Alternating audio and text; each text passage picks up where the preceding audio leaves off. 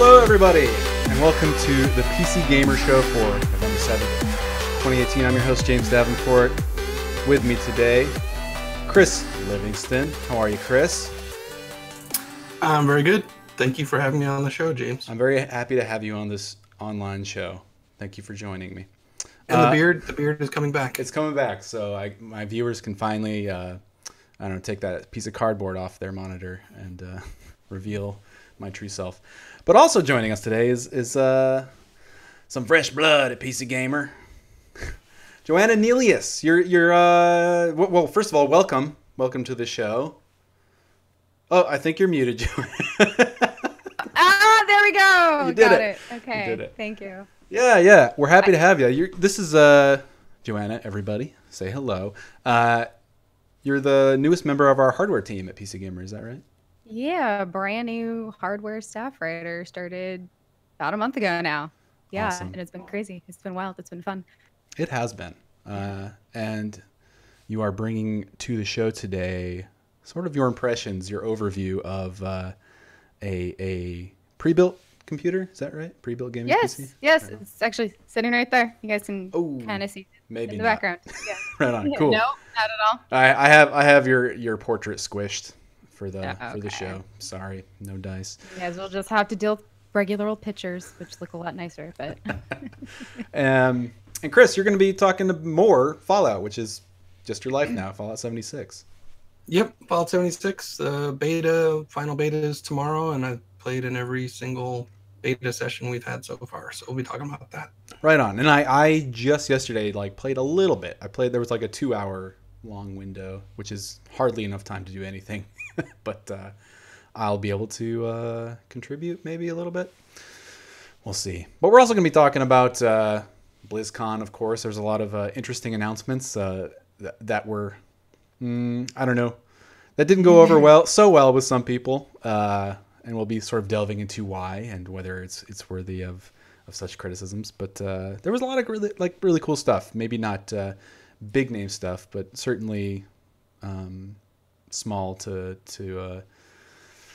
minor things. Small to minor. That's not even a small. You went down in scale, kind of. I don't know.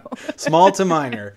So I mean, there was a lot of smaller announcements for most of their existing games that I think fans of those games appreciate and are happy about.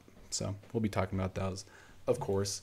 It looks like my Discord feed disappeared, the Discord chat, so the window looks awful. I'll try and fix that. But why don't we open up with our highlights of the week? Highlights of the week is where we talk about some of the highlights that we experienced in the last week in PC gaming. That can be anything from something we played or something we witnessed on Twitch or read about or just news that kind of strikes our fancy. So why don't we start with Mr. Fallout over here, Chris? What's your highlight from this week? Yeah, my highlight is Fallout 76 related. I've been enjoying, I think I maybe even talked about it the last time I was on the show, and I wrote about it, enjoying bounty hunting other players. When other players commit a crime, attack someone repeatedly who doesn't show any interest in PvP, there's a few different ways to get a bounty, but when someone gets a bounty, they show up on the map as a red icon that says they're wanted. They cannot see anyone else's location on the map, and if you hunt them down, you get a little reward in caps, but that is not the point for going after them. The point for going after them is that it's just fun to hunt other players in the Fallout world. And I love it. I spend all my time playing, I'm checking the map obsessively to see if anyone has become wanted so I can hunt them down. But the best part about it this week was I actually got a bounty put on me by committing, I would say, a very small crime that I was not aware was a crime. So there are these public workshops throughout the map where you can claim them. And basically, once you clear out the enemies, you can set up these resource extractors. So if there's a silver mine or something, you put a machine on it, you power it, and it will generate this resource for you. And once you've claimed it, other players can come and they can either try to claim it from you, or they can try to steal your stuff or damage your defenses if you set them up. So it kind of creates these little points around the map where maybe some PvP stuff will go down. So I had a camp that I'd set down very close to this one public workshop, Wade. I think it's called Wade Airport. Mm-hmm. It's an airport where super mutants live, and so whenever I start the game, I'm right there. So I kind of wander over there, and someone had claimed it. I didn't try to do anything to their stuff. I didn't even see if they had stuff. I just realized that as many times as I've been to this airport, I've never been up in this control tower. It's like tall control tower. There's kind of a crash plane next to it. And I realized I'd never been in there. So I climbed up the plane and went to the door. And I just picked the lock to the door. It had nothing to do with anything on the workshop, anything that the player owned. But just by picking a lock on a claimed workshop, it's not even a player lock. It's just a world lock on this door. So I picked the lock and it said, like, you're wanted. You have a bounty. I was like, I'm not even trying to take his stuff. I'm just seeing if there's stuff already up here. So I was like, well, that's okay. Like, I can find out. Like, it is kind of spooky in a way, or it made me very tense to look at the map and not see any other players. Usually you can see them wherever they are. So I'm like, oh, shoot, won't even be able to tell if someone's after me, if people are coming after me. And the longer you have a bounty, the more the caps go up. So it starts at 10 and goes to 20 to 30. Mm-hmm. So I thought, well, I'm in a tower. That's fine. Like, that's not a bad place to be holed up. I can see the whole airfield, so I'll be able to see if anyone's coming. And my plan was, like, I'll set up a bunch of proximity mines by the only door into here, and I'll chuck Molotov cocktails if I hear anyone coming in. It seemed like the perfect place to hold off other players. But unfortunately, A, I had no proximity mines. B, I had no Molotov cocktails. C, I had no food. And D, I had no drinks.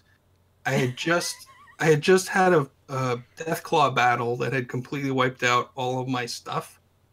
So now I was, like, in the worst position because I was starving and dehydrated, so my stats were going down. I had no way to set up defenses.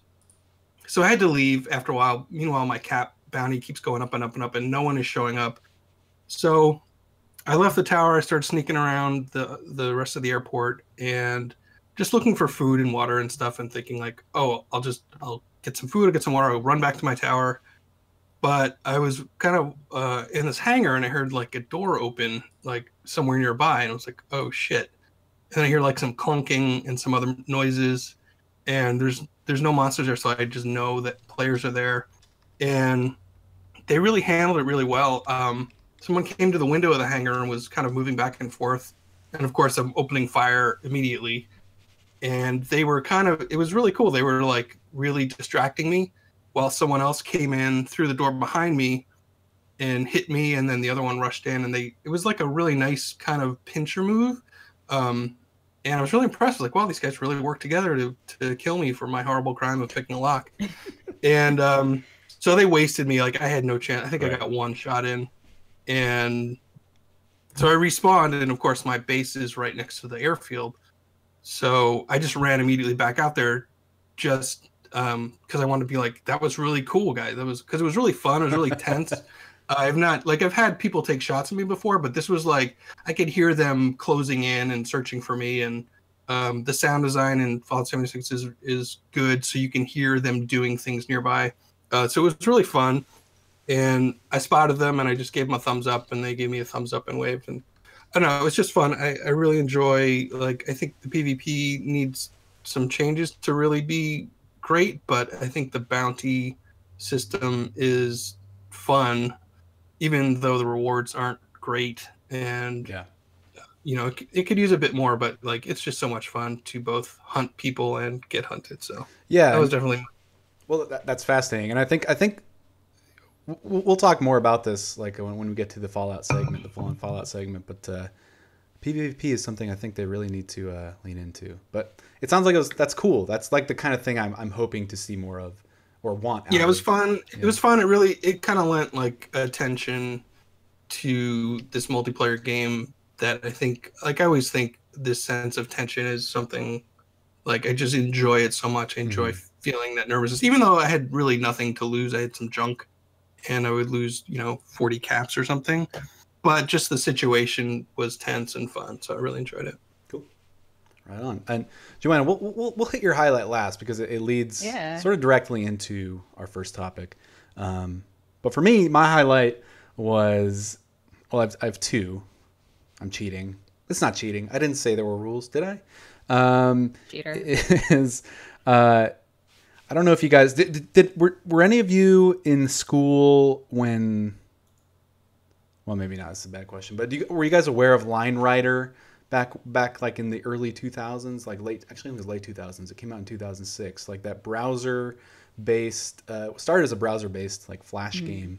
Draw lines and a little dude sleds down them. It's just like a simple physics toy.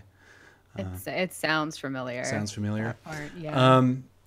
I was in high school at the time, and it was like the phenomenon. It was the thing, because we had, that was sort of like, especially in a rural Montana, I think the understanding was that kids did not understand computers, whereas the truth was we all understood them far better than the people teaching computer skills to us. So in all these computer labs, typing classes, we would figure out ways to get past whatever filters or weak protections and just play Flash games, obviously. And Line Rider was one of those games. It sort of became the thing. It became so big that for a brief time, like it came and went pretty quickly. A brief time, like McDonald's even made commercials in the tool.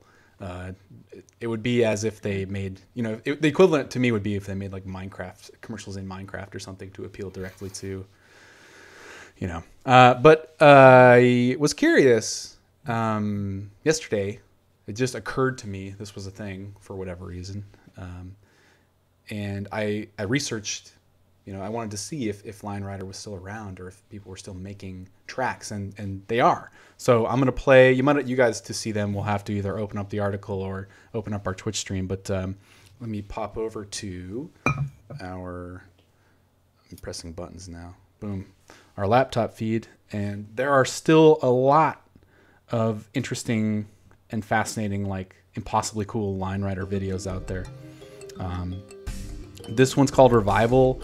And it's like this glitchy, it looks like total chaos. Like it shouldn't be possible, but there's like a hidden elegance and like main line through this this mess of dots and lines. And it's just a fascinating, really cool way to experience that track. Let me get another one open up here. If I can find my mouse. There it is. This one is Mind Mischief by Yoban Jojo, featuring Mr. ZNF. And it's like, I don't know, I think I described it in the article as, it's that like glassware smoke shop aesthetic made into a musical sequence. There's all these like hummingbirds and big third eyes and dragons and this hazy, smoky track. I think Twitch is saying they can't see the feed that you're talking about. Oh, whoops. Why aren't they? Oh, it's because I have the wrong mode on. There we go. They can hear it at least. I have this whole article with like about, I don't know, like 8 of these videos. And play one more. And of course there's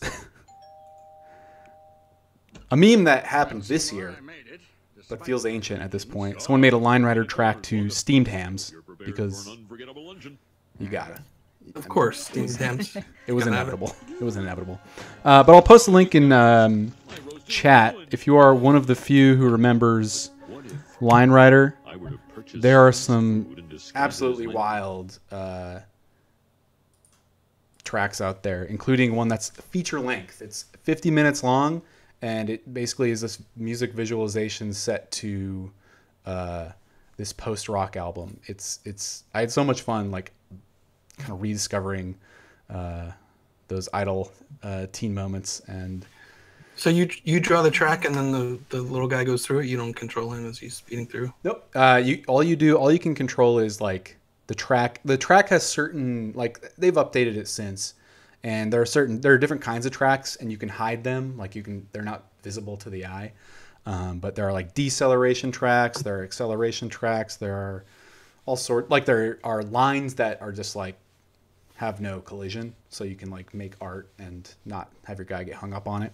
And there's just some amazing stuff. I was so surprised to see people still chipping away at that. My other highlight is the 2 moods. Last night I'm still getting through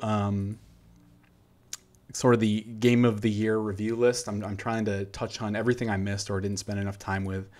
And I probably chose the worst night to play Frostpunk, election night. Oh no. But I spent like, 3 hours just dissolved in Frostpunk. Chris, you reviewed this game earlier this year for us, and it's definitely one of my top games of the year. I thought it was really incredibly well done and really engrossing and horrifying. Yeah, probably not a good pick if you're trying to unwind on a very stressful evening, but absolutely worth playing. I really enjoyed it. I think they did a smashing job of giving you tough choices and then having to kind of realize the consequences of what you've done. So yeah, it's really grabbed me, and it might be in my top games of the year at this point. Like I still want to like finish the main campaign or whatever, but loving it. But then right after that, I played the polar opposite game for about an hour or two called Wander Song. If you don't know what Wander Song is, it's like this musical platform where you play as a bard, and everything you do is well, your primary mode of interaction is just like using the right stick or the mouse, I think, if you're using PC controls, to sing different notes. And that it's a platformer at its core, but the way that articulates is you might, I don't know, like different objects in the environment respond differently to what you do when you sing. So for example, there are these vines that you can use to like move yourself through the environment, and whatever direction you're singing or note you're singing determines which direction the vine will move. So you can sort of like steer yourself if you jump on one of these through the environment. You can sing to birds specific songs, like little tunes. The birds will be singing. They'll be going deep, doop, doop. And if you match that tune, the bird will fly to you, and then you get a super jump. There are like small, almost like Guitar Hero or traditional music game sequences where notes will come at you and you'll have to sing them in these like really elaborate, silly scenes. It's just like an extremely delightful game. The polar opposite of Frostpunk. And it was so jarring to play them in quick succession. So I recommend both of those if you're looking for just total emotional whiplash, Frostpunk and Wander Song. So those are kind of my highlights from this week. But let's move on to yours, Joanna, and talk about... Let's move to BlizzCon. Yeah, and BlizzCon too. So Bo and I, we were at BlizzCon this past weekend, and I know there's mixed feelings about what was announced there and what people were hoping to be announced, but I was personally really, really excited to see not just a new hero for Heroes of the Storm, but she is a Nexus born hero. So completely new hero, new backstory and everything else. She's actually the Raven Lord's daughter. So she's, born in the Nexus, has to deal with her dad trying to take over all the different realms and like this weird quest for power because he's convinced that there's an impending invasion that's happening and he needs to save all of the realms, but he's kind of destroying more than what he's saving. So, Orpheria, she kind of gets fed up with it and she decides to join in the fight against her dad in the Nexus. And she's this adorable little teen, angsty girl that carries this huge family relic on her back, which she draws all of her power from. She was first introduced in the Heroes of the Storm comics in the first issue back in April 2018. So they've been slowly kind of like rolling her out, trying to, get everybody more familiar with her. I'm finishing up an article with the interview with two of the dead. So there'll be a lot more information on that once that gets put up on the site. But essentially, she is so much fun to play. She is this deadly little assassin that will give any other melee hero a run for their money, even Illidan. And I can't stand Illidan. Like, oh my God. But now she like has this kind of mystical, like it's called Chomp, and she can like whip him around like a lash and deal high amounts of damage and come out and just like chomp down on them like that. And it reminded me a little bit of the Baby Shark song, and I had it in my head when, oh my God. when it was going. Why? My sister, my nephew just discovered that song, and my sister will like just text me in the middle of the day him singing it, like almost every single day, and I can't imagine that existence. Anyway. Yeah, no, that's Baby good, Shark. Good reference. Yeah.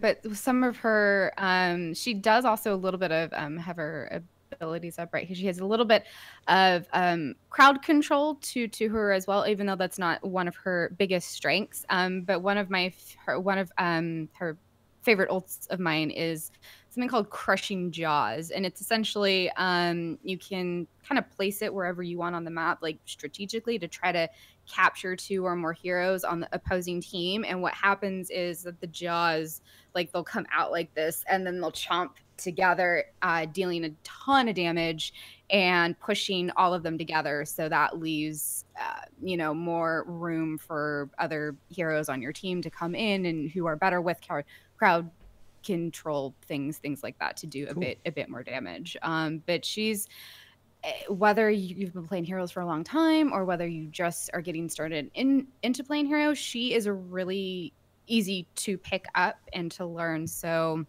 and I'm really happy that the devs designed her like that. But yeah, I'm all about new characters and new lore. So it was a little bit of a breath of fresh air not to see another hero from an already established Blizzard game. So I'm really looking forward to playing her when she goes live and seeing more of the comics too. But yeah, Blizzard's character design is like so sharp and instantly cosplayable. It's ridiculous. Yeah. She looks great. She looks great. Yeah. They had somebody there cosplaying as her. Oh, really? Already, and the costume was absolutely beautiful. Awesome. Well, let's keep the Blizzard train going, actually, and just move into our first major topic, which is, well, it's BlizzCon. It's BlizzCon, guys. Woo-woo. Let's move through and recap some of the major announcements. We're not going to spend too much time dwelling on all of them because I don't play all of these games or have a personal history with all of them. I don't think all of us do, but if in case you missed it, some pretty cool stuff. So first up, Ashe. Ashe is the 29th hero coming to Overwatch. Yeah. And Ashe is the leader of I'm forgetting the name of the gang, a lore gang, a sort of opposite to McCree as far as I can tell. Are you familiar with Overwatch lore too, Joanna? Yeah. You are? Yeah, okay, so maybe you can give us the rundown instead of my haphazard guesses. Why I'm terrible with names too, and I'm blanking out on the enemy gang to McCree. But basically, McCree and Ashe have, and as we saw in the cinematic that was released, they have like a long kind of sordid history together. They are very much like enemies. Somewhat after the same thing, but for like different reasons. In the cinematic, there was a lot of teasing going on as to like who exactly was going to be the new hero. Mm-hmm. Some character, a robot by the name of Echo, she was revealed, and McCree and her are tied somehow together, and she's kind of tied to Winston somehow. But maybe there's more on that to come. But basically, yeah, Ashe is just this awesome, like, hard knock leader of this entire gang, and I don't even really know what else to say about it. Oh, that's fine. Like, yeah, I think she just got she just hit the PTS yesterday, the public test server. So I've yet to try her out, but I've seen people. Her ultimate is Bob, that robot. She spawns in Bob, which is hilarious and pretty neat. Putts in the chat says Deadlock Gang. Deadlock Gang. Oh, thank you. There Deadlock. There it is. Yeah. But yeah, it seems like an interesting character. Yeah, I did get to play her. Sorry, I did Oh, get you to did? play her. Yeah, I did. Bob kind of acts as like a turret, basically, like this really massive, like really scary turret. And then Ash, she's her kind of like skill cap. If you're more of an advanced player, you'll have an easier time with her than I did because I'm only bronze in comp Overwatch, so I'm not that great. But so she has a 12 shot rifle, which also has a scope on it, so you can maneuver between those two views of whichever you need. She also has the ability to throw out dynamite, which you can either shoot while it's in the air to explode it faster, or it will eventually explode on its own. What else am I forgetting? But yeah, she's a little difficult to get a handle on, but if you're used to playing like Widowmaker and things like that, you might have an easier time with her. Cool. We'll definitely have more on Ash in the future. I think we lost Chris again. Oh, but no. He's back. He's coming back. I think I am finally feeling the pull back towards Overwatch, and maybe I'll give it a shot. Getting a little burnt out on Fortnite right now, but that was a really cool I like short. Too. That if you say hi to Bob in the game, he will wave back. Oh, really? It was kind of cute. Oh, I didn't try that. Bob is cute. Bob's the best. There's a little montage of people greeting Bob, and he'll kind of wave back. Aww. So it's nice that he kind of even as an ult, he still feels like a character. It's kind of fun. That is awesome. Other news we're just kind of like we'll touch on because I don't know if any. Are you guys Hearthstone players at all? Oh, no, I'm not. I think we'll have Tim on maybe next week. Or in the next few weeks, our Hearthstone go-to to talk about Rastakan's Rumble. But that was announced, an expansion to Hearthstone. Seems to be focused on the like a tropical tribe of trolls, which is some fun alliteration. WoW Classic got a release window for next summer. Or is it spring? I have it written down. Summer, I believe. Summer, yeah. Summer. Which is cool for all the people who want to do that again, I guess. Steven wrote a pretty good piece about because he played the demo and his take was, I love it, even though it's frustrating and old and bad compared to today. It's like a very particular piece of nostalgia. It's like the hardcore nostalgia. Codified, but MMOs of the 2000s. Yeah, relive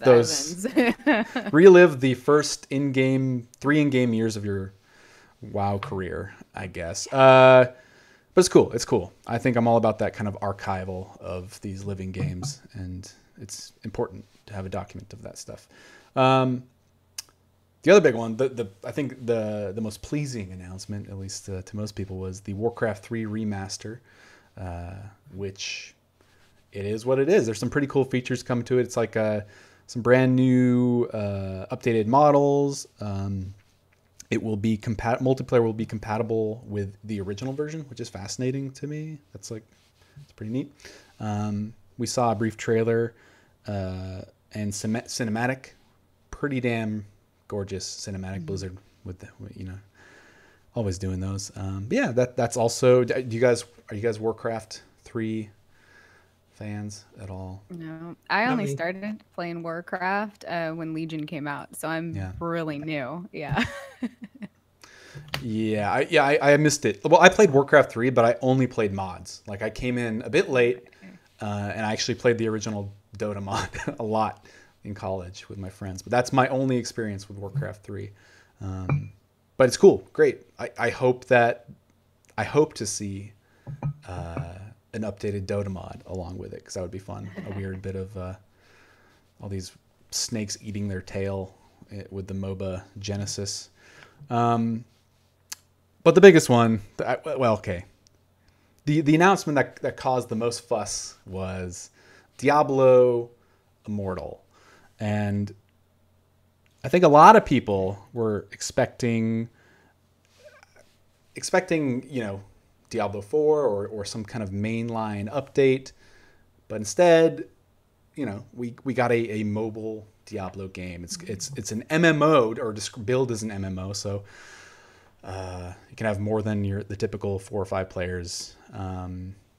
And there's not much to say about it other than it looks a lot like Diablo, right? I think it personally, I think it looks cool. Do you guys have a take on it? Like for the phone, that seems like a neat thing to have. Do you want to go first, Chris? I can go. Yeah. I mean, you know, I don't really play games on my phone much. There were obviously, I think lots of people were hoping for Diablo 4, as they have been for a long time, and it looks fine, but it's clearly not what people were hoping for and have been waiting for. So yeah, there was some pretty vocal unhappiness in regard to that. Yeah, and it sort of blew up. I don't know if it would have been as big of a thing as it is if it weren't for some questions at these panels after the announcements. Some people sort of made, I don't know, and you can blame both sides here. You know, one of the question askers sort of, you know, asked if it was an April Fool's joke, and some of the panel answers could be interpreted as a bit short and impatient and maybe rude or frustrated in their tone or, you know, word choice. But for whatever reason, this has been interpreted as a betrayal, which I think is just utter nonsense. Like, Yeah. I mean, I understand the disappointment, but personally, it's a business move. It makes sense that there's a huge audience there. The Diablo name is big, could be bigger, and there's, you know, potential to establish a larger audience there. And frankly, the control interface and what I see when I look at the you know, the snippets of gameplay, I see what looks like a Diablo game. Like it seems fully featured enough. Don Zinger, I'm not PC gamer. I'm one guy. So there's differing opinions here. But it seems fully featured enough to be something totally fine and independent of the mainline series, which we are sure, you know, next to guaranteed is continuing. You know, Blizzard would not abandon Diablo. I think it was probably a mistake not teasing something at BlizzCon, but rest assured, they're not going to just abandon that series on PC. That would be a huge mistake. This game can exist, and I think it's fine. I don't think it should be interpreted as like a great betrayal. It's a company doing things that companies do, trying to make money and grow. I think the context and the delivery, again, big misfire, but Blizzard doesn't owe you anything at all, like, period. Like, you know, this sense that players are owed games. It's not how it works. Like, it's a company. Like, divorce yourself. They're not a friend to you. I think too, just looking at how, like, Bethesda has handled a few recent announcements, or not so recent, but like Fallout Shelter, it was originally just for phones. It's now on PC, but they didn't make it like the center point of their show announcements. Yeah. It was just like, hey, here's an app we've never mentioned before. You can play it right now. And let's move on to the next thing. It wasn't like their big finale of that announcement. And when you also look at Fallout 76, when that was announced, we were like, an online Fallout game? That's not what we want. We want a single-player Fallout game. So they also announced, hey, we're working on Starfield, that's single player. Hey, we're actually, yes, in fact, working on Elder Scrolls 6. We have no information, but it's there. It's single, you know, we're working on stuff. We're not just, we're not giving the impression that, hey, we're a phone mobile game company now. And, like, I don't think that's really necessary to do. Like, they're going to make the games that they want to make or need to make, but I think it shows a bit more maybe foresight than Blizzard showed with, ending their show with here's a Diablo mobile game. And I think sometimes just, a little reassurance that, hey, we're still the company that's making games you love, and maybe this one isn't for you, but it doesn't mean it's the end point of our development of games. So I think it probably on both sides maybe don't react so hurt, and also maybe give a little foresight to the fact that people are very into things you've done for a long time, and maybe anticipate a bit that if you announce something different, people are going to be concerned, I guess. Yeah. I can definitely and to kind of like touch on what you both said. I think two factors are at play with kind of these types of announcements. There's always so much hype building that just continues to grow and grow and grow, and the year leading up to the con, basically. So people are trying to, they're running away with theories. People want to be the first to, break rumors, blah, blah, blah, blah. So when you have an expectation that you build up without a strong basis in any kind of evidence, and that doesn't happen, you're going to be very disappointed, right? But Blizzard, they like you said, Chris, they did a little bit to say on their dev blogs, no, we're working on a bunch of Diablo stuff, we can't say anything yet because we're not ready to say it, but that fact of it wasn't pressed home enough, I felt. So when you combine the two together, and I think it seems like much of the Diablo fan base, I'm excluding myself from that because I'm not a huge Diablo fan, but it seems like most of the fan base is obviously so that they're going to be on PC, right? So I know I don't play mobile games. Really, the only mobile game that I've ever played is Fallout Shelter, because that looked like fun, and it was really fun. So I'm not, going to run up and grab Diablo on the mobile. But then what they said, kind of during their announcements, was they're delving into a lot of unexplored lore about characters and other bits and pieces of the Diablo world. So that, from a writer perspective, that caught my attention. So I'm like, I don't think it should be completely discredited, but I personally don't like gaming on mobile. So it's not something that I'm going to go pick up. Yeah. Yeah. I think there's a lot in chat. People are saying that we are denying people their right to be disappointed. That's not true. No. I personally, yeah. I personally it's not what I wanted. It's not what I want. And I have played a lot. I have had some dark years of Diablo in my life. Some deep dives into that game. And I love it. I love the series. It's my favorite Blizzard series by a long shot. But the vitriol, the anger, the sort of the idea that you are owed anything, or that Blizzard has done this to screw you over, is, I think that's what I can't abide. I can't stand it. I think it's so irritating. So irritating and childish of a response to be just angry and abusive and awful towards these developers who are probably doing what they are told from top down, and probably trying very hard to make it good. Yeah. Disappointment, totally valid. Yeah. Blizzard blew the announcement. I think it was just a clumsy way to do it. Anger is natural, but how you express that, think about it, right? Think about it. Diablo is coming back.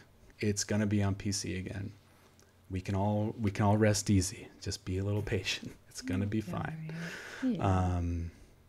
But anyway, my other thing that this is going to piss off chat. I mean, prep them. I think mobile is the most natural platform for a Diablo game other than PC. You're pointing with a mouse on PC, and you're just pointing with your finger on mobile. I can envision myself enjoying that, and I can envision that being a natural way to control that game if the interface and controls are decent. So I can see it. Like mechanically, it's really easy to port over. Yeah. Yeah, it just depends on if you want to play Diablo on the train station versus playing Diablo. Exactly. Oh, Bright Lord Apollo, our Discord, our known Discord troll says it's a clicker. James just killed Diablo. Oh, damn! He killed Diablo. I've made that comparison many times before. I think I love Diablo, but it is the closest thing to cookie clicker there is in games. It is. There are some high level technical play for sure. And I know I'm just absolutely irritating chat right now, but I love Diablo. It is a glorified clicker game, and mobile makes sense for it. And quit being babies. That's my soapbox moment. Everyone else has probably more measured responses. I'm just irritated. Yeah, I don't know. My worry is, also, I teach a small high school class on the side when I'm not doing this, and how many times I've caught my students playing like Pokemon Go and Fortnite on their mobile phones, that I just, like, from a teacher's perspective, I'm just envisioning this, like, oh god, this is just one more game for my students to get distracted with in class. But I guess, make them put their phones on my desk, right? Like I understand. I'm so glad I got out of teaching before the Fortnite era. Like, I can't even imagine. Oh my gosh. Well, best of luck handling that when Diablo Immortal hits. I'm super curious to see if the teens latch onto that too. I will report accordingly when that happens. So go. Sounds good. Let's shift gears. Why don't we talk about since everyone's angry about things not being about the PC, why don't we talk about a PC? The Corsair Vengance 5180. Corsair, yeah. I currently just finished a review on that. It is one of the case is just okay. I just have to talk about the case. Yeah, I'll pull up an image here. Yeah, it's absolutely beautiful. And then we can get into all of the components. It's tempered glass on the side and in the top and on the front pane as well. So any of the lighting in there is going to look a little bit more sparkly than if you were looking at it through like plexiglass or something. It does make the case like weigh a lot. It weighs about like 40 pounds. And I'm lugging it like up my stairs into my loft to try to, like, all right, let's take this baby out of the box and boot it up. So it was a little awkward to do that, but just the entire aesthetic of it is so easy on the eyes. It is absolutely gorgeous, especially when it's on, and you can custom with their IQ tech, you can customize any of your color schemes and anything like that. So obviously that's just little bit of extras, but in terms of components, and this being a pre-built PC, I mean, it's got solid stuff in there. Obviously it comes with an RTX 2080, which all the buzz is about. It's not a TI. I haven't had any issues with any of it crashing on me like some people have had with the 2080 Ti's. It will, at least at 1080p, run even the most graphically intensive games on ultra, like with easy peasy, with no problem. It is absolutely amazing. The one maybe kind of downside of it, and I'll delve into this more so with my review when that gets put up on the site, is the chipset is a B360. So basically it comes with an 8th gen Intel, what was it? i7 8700 non-K. So basically you're not going to be able to overclock anything. So at least as far as the CPU goes. So if you are overclocking enthusiast, it might just, this might not be for you, but if you're like me and I'm scared to overclock, I'm scared to mess around with any of that, I'm like, okay, like this is actually like the first like pre-built PC that I would consider buying for myself in a really long time. And also just because it's gorgeous and how just the management of the cables on the inside. The case itself is split into two components. So in the front, you're just seeing a graphics card, RAM, motherboard, stuff like that. But then more of like the non-pretty things like the power supply and your SSD, that's all pulled towards the second compartment, which doesn't have a glass side on it. So I mean, in terms of, you don't need to overclock anything, but you know, you got what, $2,300 lying around, you know, and you're like, I don't want to deal with cable management or putting anything together, but this looks nice, you know. Yeah, I would say definitely worth checking out. Yeah, and I think a big chunk of that cost is probably that GPU, that 2080. Yeah. So I mean, like, if you do the math on your own, and like, again, we don't always wholeheartedly recommend, like, we are not like going to instantly send everyone to pre-built PCs first, like right away. But there is a section of people who just like, they just need it ready and they need it now and it needs to look good. And so I think the impression I'm getting is, if like you want the latest like hardware, at least the 2080, if you're looking for a 2080 in a nice case, with some nice cabling and nice lighting, this looks like a nice bet. Yeah. Yep. Yeah, and it's small too. It's pretty compact, so it can sit right up on your desk too. Cool. But yeah, I mean, if you don't really care about building your own PC, then okay, yeah, this. But you know, if you're like me, I'm like, I still like building my own because it's fun. So yeah, we have plenty of guides at PCGamer.com for it, because I'm seeing a lot of chat asking about specific specs and price points, and PCGamer.com, check out our hardware section. We have a ton of recommendations, and they're kind of changing at the moment because of new hardware coming out with Intel's 9th gen CPUs and the new chipsets and everything. Yeah. So big changes happening. It's especially with Black Friday coming up, it's going to be a good time to start thinking about that, like what you're going to buy and what kind of what your budget is. So we'll have our buying guides. I'm sure you're about all up there, you guys. Look it up. Yeah, it's exciting times. I had one more. Oh yeah, I had a question for the panel, and that is, what is your stance on LEDs in PCs, lighting, fancy lighting? I mean, they're fun, but they're not necessary. I've had so few like LED type things that I still kind of think they're cool. Like, I've never really had like a cool glowing multicolor light setup on anything. So I'm still kind of like, oh, that one's pretty. There's so many lights. Although I think they're kind of silly too at the same time. Like, I kind of want, like, I don't know, makes you feel like you're living in the future or something.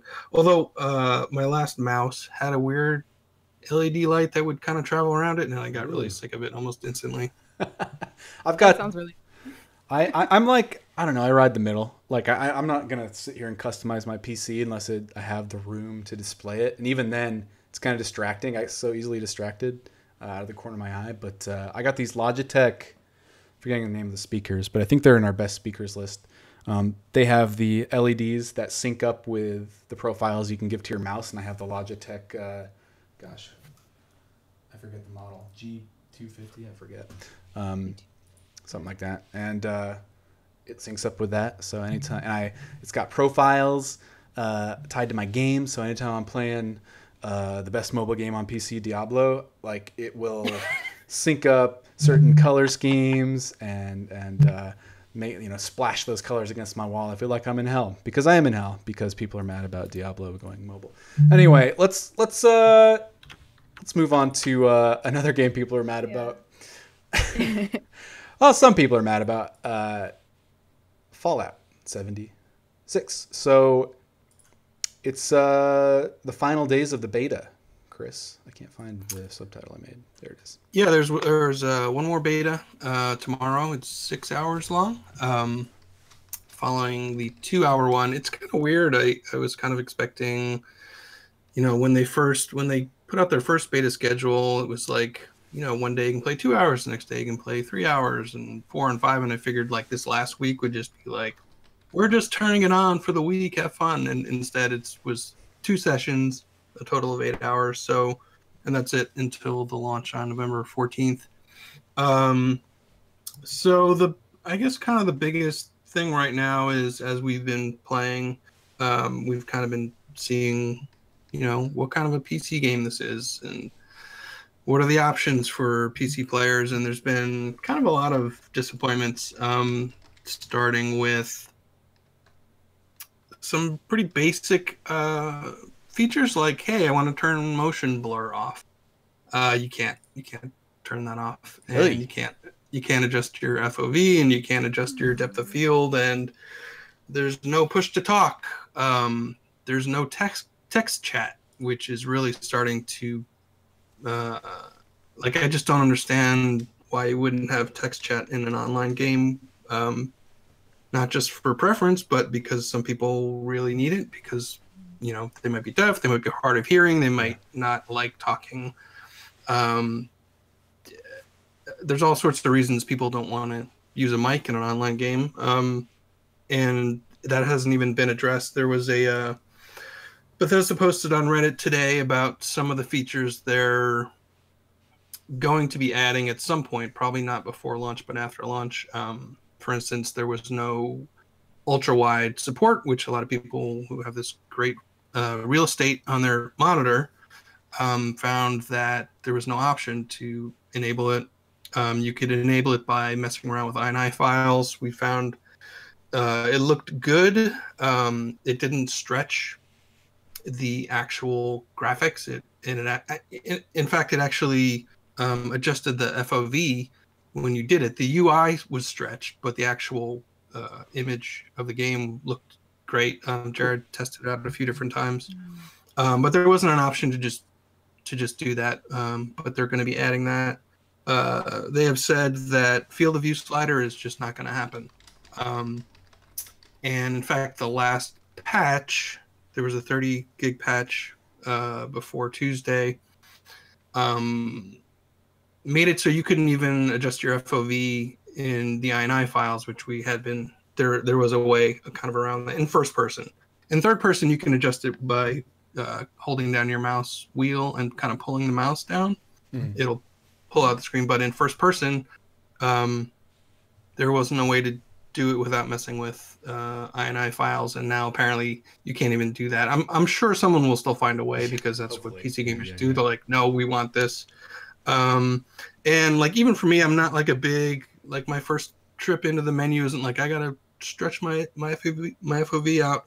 I'm usually not even really thinking of it, but in Fallout 76, it does feel like my eyeballs are sticking out of my head. I think it's set at 80 or 90, and that's a little, even for me, that's not great. And they said we're not going to support changing your FOV, so that's a big disappointment. And what else did they talk about? They are going to. This isn't a menu thing, but it's a game thing. As you're playing and you're collecting junk and weapons and armor, you can store it in your base stash. It's like a box, and there's a limit on it. It's 400 pounds worth of stuff, and there's been a lot of complaints saying like, hey, could you up that, or could there be ways to up that? Like, can I get a perk that gives me more storage space, because there's so much stuff to collect. And I think just like Fallout games have turned us into these pack rats. We're like, we want to have all the outfits, we want to have all the different weapons. We don't need them all at the same time, but in Fallout 4 you can build a base, you can decorate it with your stuff. I had a base with all these power armor benches, and I had a different suit of armor at each one. It was just kind of cool. But like in yesterday's beta, I finally hit that 400-pound stash limit, and my personal inventory is, I think, probably around 200 pounds, and that was full. And I was like, oh, now I have to start making these horrible choices about how much I can keep, and I have to get rid of stuff I kind of like. And so that's been kind of a difficult thing for players. They want to keep as much stuff as possible. So Bethesda did say they are going to increase the stash limit. They didn't say how much. I don't think it'll be infinite, as much as some people would want it to be infinite. But I think that's a good move because, like, I'm level 15. You can be level 50 or even higher in some ways. And at level 15 to suddenly be like, I can't keep any more stuff, and there's a whole world full of stuff to find. I think it's a good move for them to increase that. And yeah, so there are some issues that PC players are not going to be happy about, and when it comes to settings and menus, I don't understand why there's no push to talk. They're talking about instituting that after they, I guess, think about it some more. But like, it sucks to just have an open mic. Like, I feel like I push the button on mine to disable it because I don't want people have to listen to me clicking or listen to my dog barking. And I certainly don't want to listen to, someone's TV. There were times when not only were someone's mic open, but they weren't using a headset, so I could hear their game coming through their mic into my game. It's just weird. It's just a weird choice to say. What they actually said was, our goal with voice chat being on by default is to highlight that the world is alive with real people, other players like you. I think you can get that with having push to talk still. Yeah, you can get that with push to talk. You can get that with text chat. Like, yeah. Realistically, if I was running around in Fallout, people wouldn't hear my dog barking because I wouldn't have a dog. I'm in the apocalypse. They wouldn't hear music I had on. You know what I mean? So it's just weird. It's just like some weird choices they made for the PC version. They've said they they want to provide kind of they want the experience on PC and console to be the same, which I understand why they would want that. I don't see how that's beneficial. Like, I'm not going to be playing, it's PC. We should have as many options as possible. It's the wonderful thing about the PC as a platform. It's so flexible. So yeah, that's kind of the main issue right now. I mean, apart from that, I am enjoying it. Not just PvP. I think the world is pretty cool. I'm having fun exploring it. It is still a little weird from time to time that, like, I don't have dialogue options. It's weird to talk to a robot and really just kind of be sidelined to listening. And the robots are like fun. Like, are really having fun listening to some of the robots. But there's definitely something missing in that respect. There was a mission, I won't spoil it, but it was a patriotism test. It's sort of an army base populated by robots, and the idea was you're in a simulation of a house, and there's 3 people in this house, and you have to find out who the communist is, the secret communist. It's got that Cold War paranoia vibe that Fallout's always done really well. McCarthyism. So it was sort of trying to pick up clues about which family member, and the family members were mannequins. It was a simulation, and there was a speaker so you could listen to them talk. But it's hard not to picture something like that in Fallout 4 or Fallout 3, where you have to actually interact and talk and pick some dialogue choices and, potentially get some information from someone by how you talk to them and use that information against a different family member and kind of go back and forth. There's that isn't really possible when I'm just kind of listening or looking. You can search for clues, which is great, but there's something lost about in not having really some actual dialogue of your own when it comes to NPC type missions. So. I don't know. And the dialogue for me, I don't know. It's the problem I think I felt with Borderlands, playing it with other people. Not that like the writing in that game is always great, but there are all these computer. Like I've only played like an hour and a half of the beta, so I don't really know how this articulates. But there's a lot of reading to do and a lot of like listening to do. and that's where like a lot of that Fallout flavor comes from, especially with like, because there are no people other than multiplayer, other live players. And it's like, the problem is like, if I'm playing with other people, I feel like I will be distracted from really digging into that stuff. And maybe, I don't know, maybe that doesn't matter because it's fun enough to play on its own. But that was like a minor frustration or like weird thing I felt, because it feels like at first like another Fallout game, or at least Bethesda's Fallout games. And a lot of the things you do are very similar or exactly the same.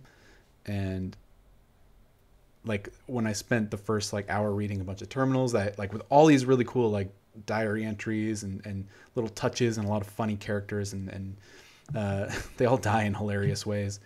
I don't know. I kind of felt like pushed away or pulled away from that stuff. But I also didn't, and I don't know, maybe because Chris, how many hours have you played at this point? You've played like almost every available hour of the. Yeah, I think I have played available hour. I don't know what the total is. I mean, I don't know. I guess maybe 25. Damn. Hard to say. Damn. I'd have to go and count up all the beta sessions. A lot of beta time. But in your time, does Fallout ever sort of find interesting ways to bring players together to cooperate, or is it more of just like, you can play this with other people if you want, we're not really gonna worry about that? I think like there are world events, and I've soloed a lot of stuff, and it's been pretty doable, provided I'm not going, running to a Deathclaw nest alone, with a 50 level Deathclaw and I'm level 10. There's a lot you can solo, but there are these world events that they are pretty much the ones I've seen, like mobs of enemies. So it's not like a collective problem solving. It's just getting with other players and shooting things a lot. But I think those are good to, bring people together. You get people over here, you get them working together, and, maybe just by being in proximity with other players with a common goal, you can join up with them or follow them around. Or like I've had people are pretty cool about like, hey, I just added you to a team without saying a word to you. And they'll join, or they'll invite me and I'll join. And like, I haven't had great co-op experiences with strangers yet, but I think things like events will get players together in cooperative situations and lead to, oh, well, I just killed a bunch of things with these three guys I never met. Why don't I join them and romp around for a while? So, yeah, I think there's stuff in there to encourage you to team up with other players. But like you're saying, there's a lot of reading, there's a lot of listening. I can see what you're saying, that if I was in a group of 4, maybe it would be difficult to say, I'm going to take 10 minutes and read 50 terminals in here when everyone else is running around. But honestly, like Jared and I teamed up yesterday. He was doing some testing, but then was like, we just started kind of adventuring together because he'd gone offline. And so I fast traveled out to this area, and then he joined me later, and stuff just started happening. There were these vertibots. They're like vertibirds, but there's no people in them. They're just robots, and they were attacking these weird mining mole men. Just all this shit just started going down while Jared and I just happened to be there. Okay. And good. Then we both kind of split up for a while, and he was doing his thing. He was looking for his stuff. I was, crafting and checking out other stuff. And it's a nice situation in that with people on your team, like, you don't have to be anywhere near each other. You can be doing your own thing, even on a team. And then every now and then, like, I would notice his health bar shrinking on my screen. I'm like, you okay? You need some help? So I think it's kind of, in that way, it's kind of got a nice balance of, you can do some stuff co-op, but there's absolutely nothing stopping you, even when you're on a team, from just going off and doing whatever you want. And just check in every now and then if you see someone's health bar plummeting, or he would say like, where are you? And we would run back and hang out with each other for a while. Like, I found some power armor. I'm like, hey, do you have power armor yet? He was like, no, and I'm like, there's a set right here. I took all the good parts off it, but he still got the frame. But it's like, I really enjoy that you can co-op kind of at will, and you don't have to stick with your friends 100% of the time. So cool. Sounds like a nice, at least at the very least, like a nice hangout game. A cool way to... Yeah, I mean, it's like, I think there's something fun in being in a game world with some friends and you're all doing different stuff and just check in. Like, you know, a couple of times I would just go, oh shit, because I was getting pummeled, and like I'd forget that Jared was in the game with me and be like, what's going on? I'm like, I'm just cursing because, you know, 50 robots jumped on my head. So it is kind of like a hangout experience where you can do your own thing or you can team up or whatever you want. So, gotcha. Cool. Joanna, you big on Fallout at all? You have any interest in? I adore Fallout. Okay. I adore. I haven't. What's your take? I mean, I haven't played the beta. You know, I will definitely be popping in once the game is fully released. I don't know.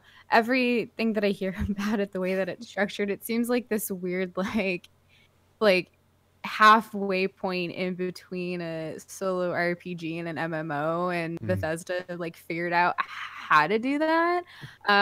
When my main question is like, can you live in your own vault? Because that's kind of all I really care about. Maybe just because I miss the days of when Star Wars Galaxies first came out, and that was like a really big MMO for me and our guild. We formed our own city, we had our own houses and everything. So immediately when Fallout, when this one was announced, I was like, can I do the same thing in it? Can I do it? But I mean, everything of what, you know, Chris, you described, it definitely seems like worth to check out, especially if you're a fan of the franchise. And I want to go hunt me some bounties on people. I want caps, and I'll probably end up getting a bounty in the process. And Chris, didn't you get a bounty on your head too for like killing somebody with a bounty on their head? You know, I thought I had thought that was what had happened when I got my bounty. Yeah. I thought it was because I had just killed someone with a bounty, but it was because of the lock I picked. It was the lock pick. Because I couldn't understand for a minute like why I had a bounty when I hadn't done anything. Yeah.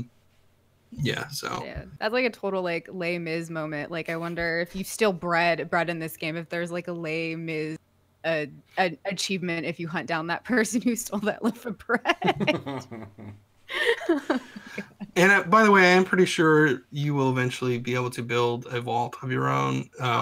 There's a whole base building thing, and in Fallout 4 they had that DLC where you could build a vault. I have a feeling they're going to be adding like, hey, your base building now includes a vault that you can build. It just seems like they'll definitely do that. Would be my guess. Yeah. Yeah, I'm with you. I think so too. I think this game will attract a lot of people at first, but the folks who grafted onto the Fallout 4's base building system will be the ones that stick with it the longest, because I'm really curious to see once people can really dig in with the kind of stuff they build with it. That'll be fascinating. That'll be really interesting.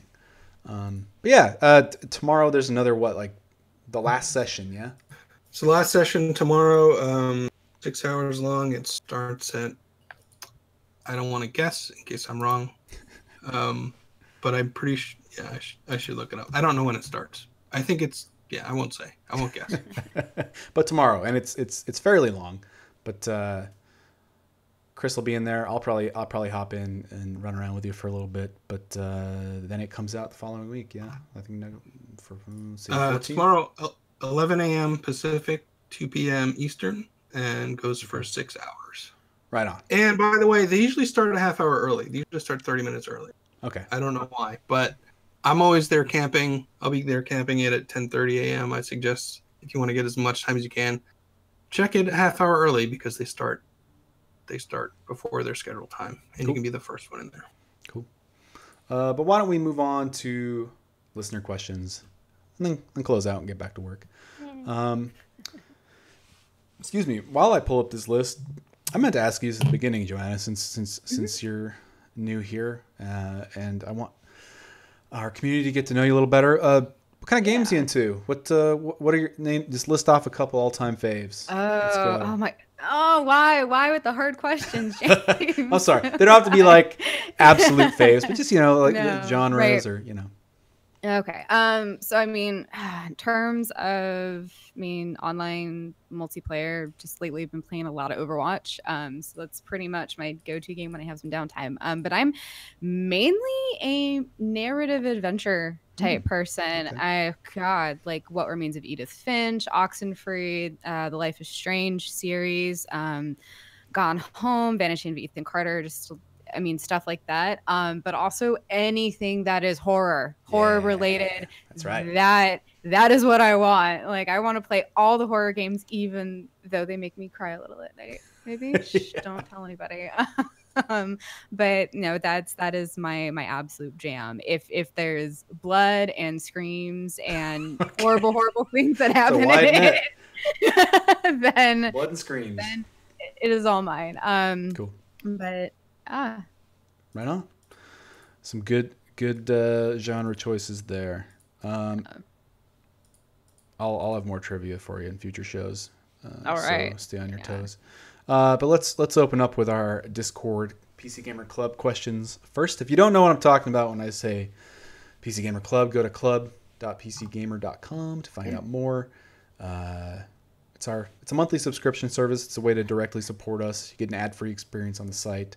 Digital subscription to the magazine. You get access to our club Discord. You get a digital version of our RPG handbook. You get free game each month. You get first access to betas. You get to be my friend and bother me in Discord whenever you want. Just kidding.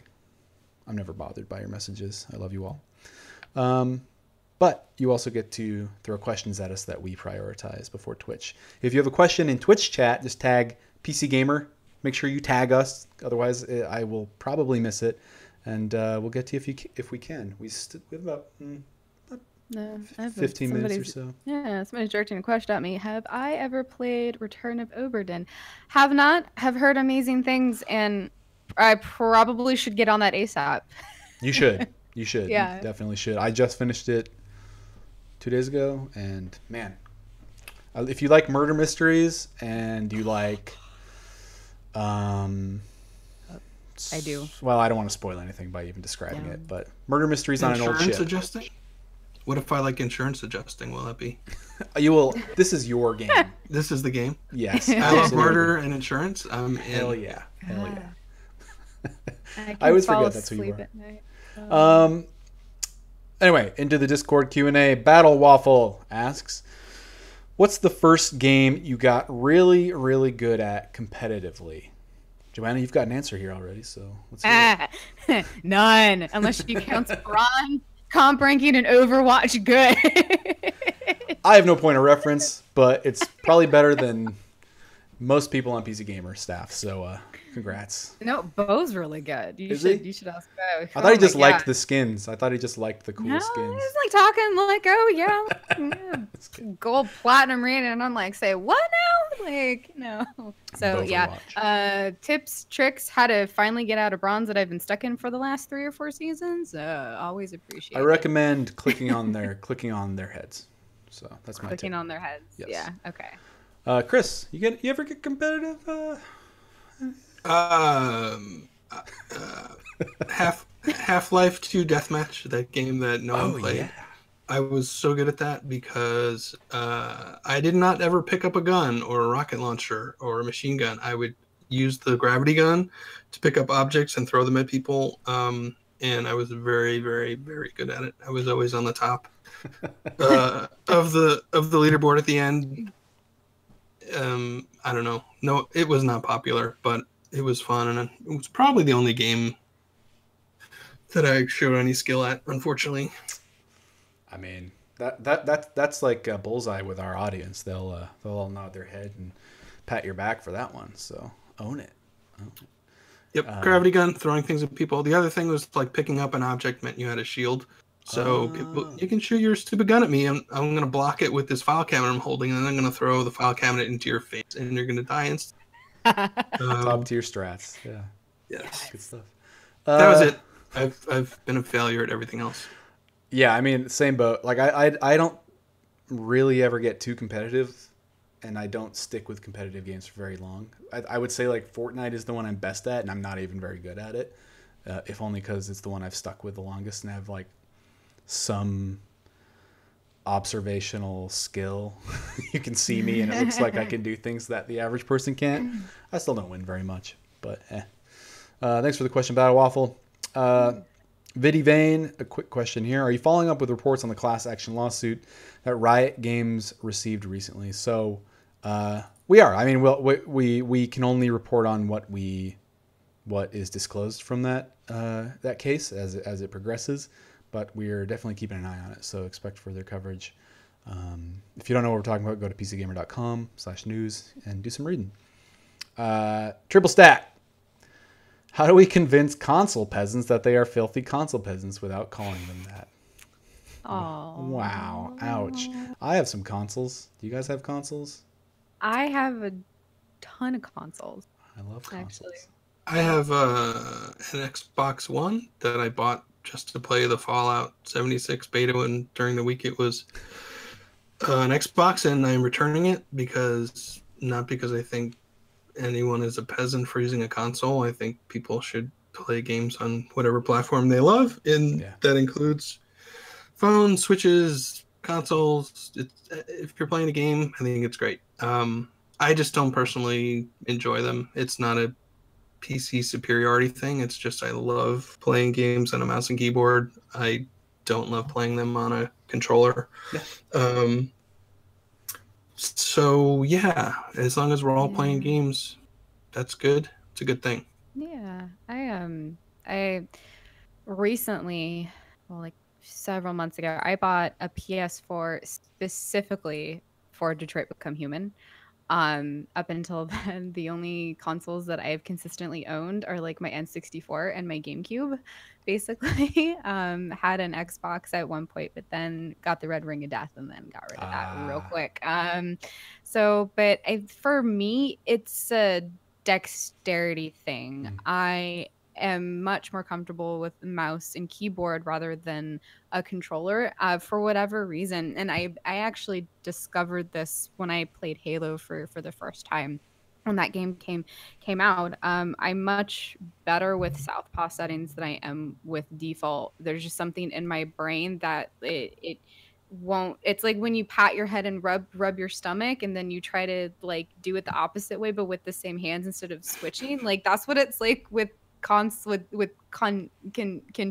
for me. I can only play on Southpaw, and then at one point I tried The Last of Us. I rented it when it came out for the PlayStation 3, and then there's no Southpaw setting, and I just couldn't do it. I got frustrated, so I didn't finish it until after I got my PS4 and I got the remastered version.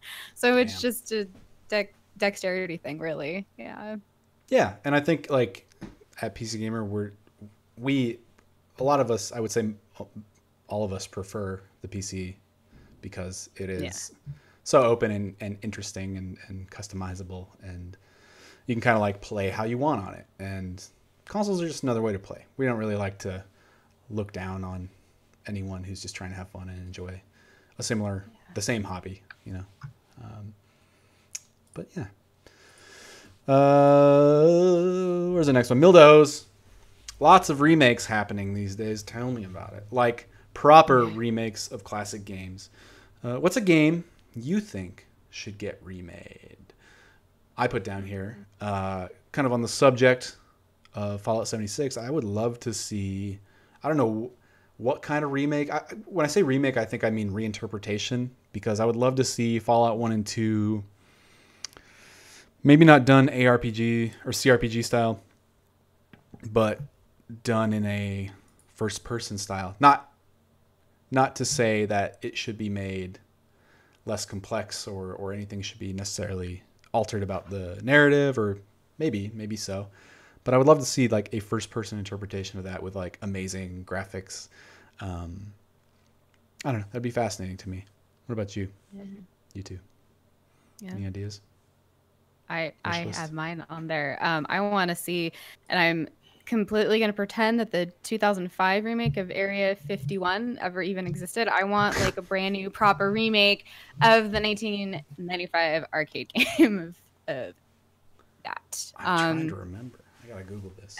I think the first time I ever played that, it was, you know, in a little arcade at a Red Robin.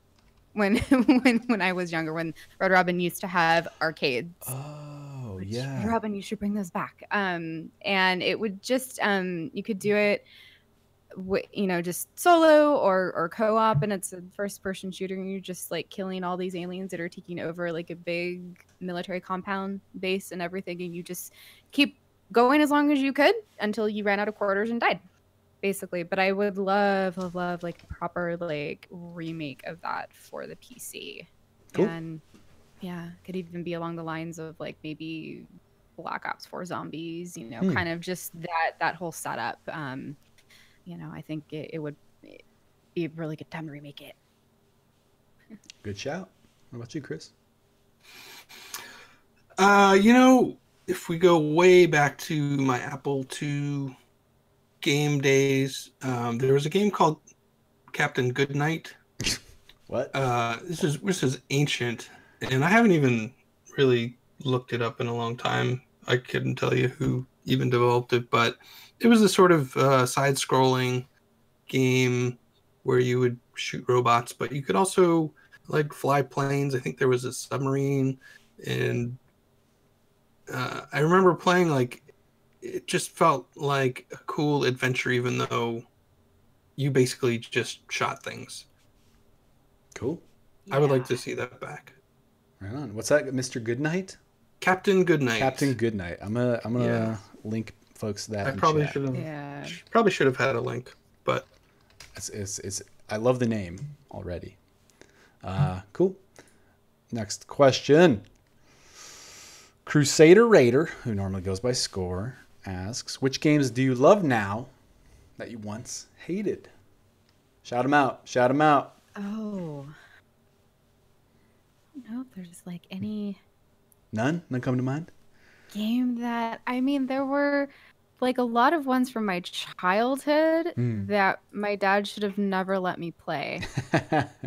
Like Leisure Suit Larry and the Land of the Lounge. What? Okay. That's a hell of a game to play. I was 4. I was 4. All right. Yeah, I the only thing I remember is Larry down the dark alleyway and him getting beat up with dudes with baseball bats. So I mean, I obviously have never liked that game for various reasons, but now it's just sort of a nostalgia point of like, oh, it's like the first video game I ever played with my dad. You know, Leisure Suit Larry. Like, good God. But I don't know if there's like ever really a game that I hated, like, and that I now love now. I normally, if I play a game, I'm either gonna like it or I'm not gonna like it. I guess the closest thing would be Skyrim when that or 5 when that came out, because I've never been a fantasy person, but all my friends were like, oh my god, it's amazing, da da da da.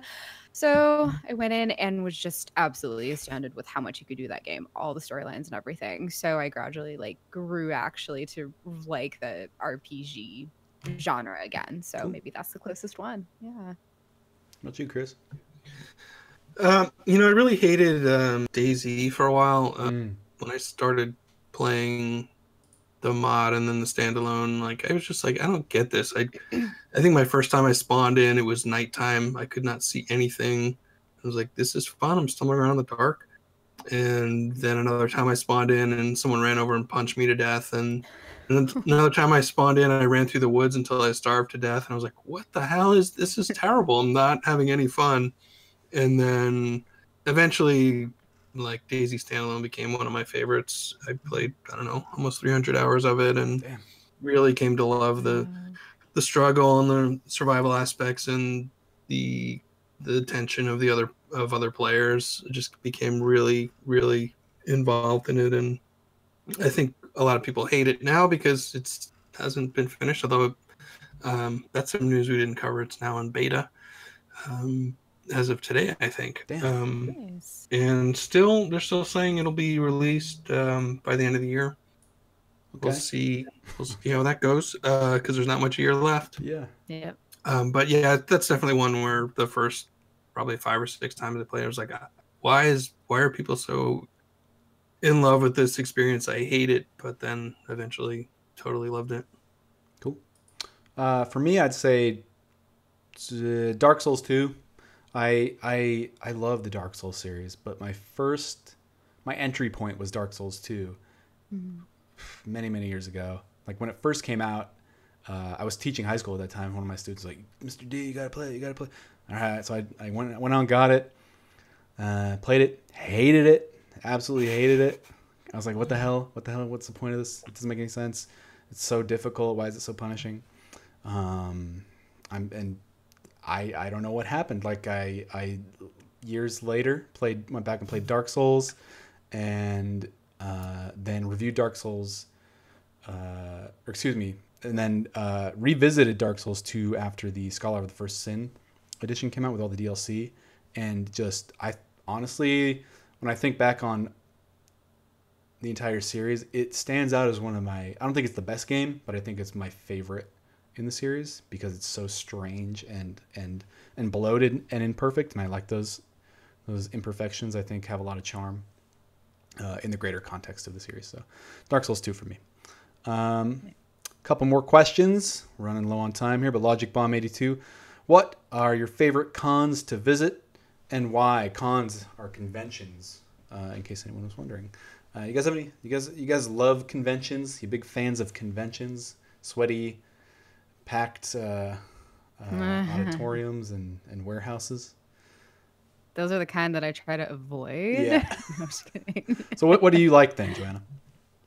I'm gonna go with some non-gaming favorite conventions because I think we all know the usual cons that we all like to go to. But one convention I go to every year is StokerCon. Because I am a member of the Horror Writers Association, so it is a con celebrating horror and writers, whether that's games or fiction or film or anything like that. And we also do the Stoker Awards every single year, where we give out awards for best novel, best short story collection, best editor, best film, everything like that. And it's just such a close, like, tight knit group of people. You don't have to be a member to go to the con as well. It's in a different location every year. Cool.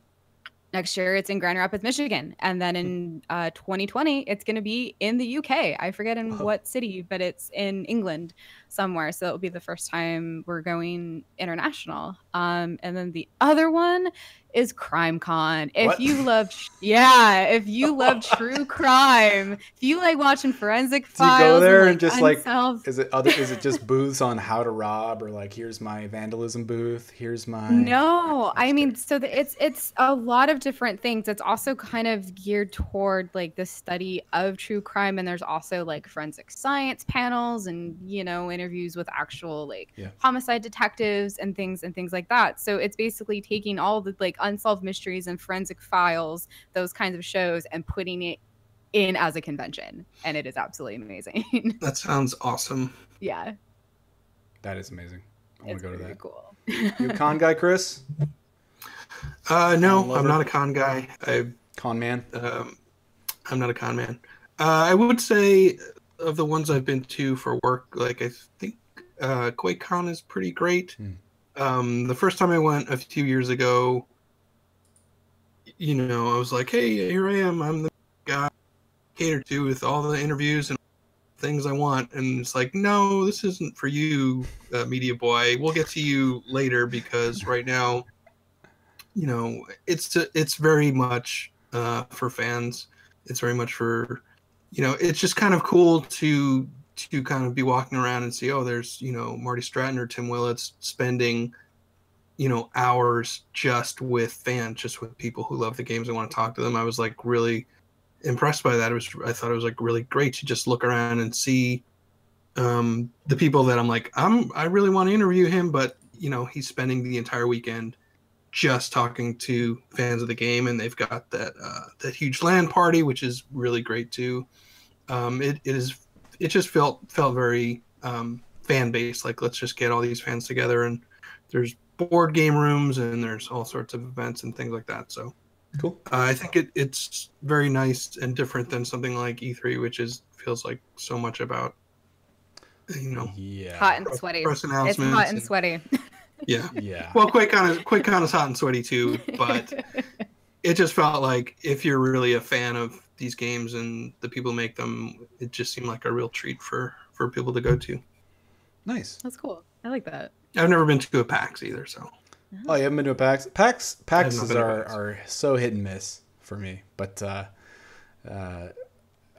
wouldn't consider them my favorites. They're the ones I've been to the most. I've been to many PAX Wests, and I went on my own as a fan pre-PC Gamer when I was like 19. The first time I ever went on a plane by myself was to go to PAX because I was such a gamer back then.